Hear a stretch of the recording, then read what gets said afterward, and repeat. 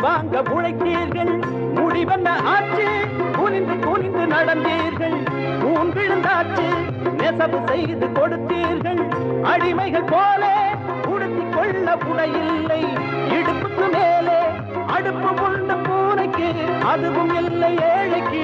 அடுப்பு உள்ள பூனைக்கு அதுவும் இல்லை ஏழைக்கு.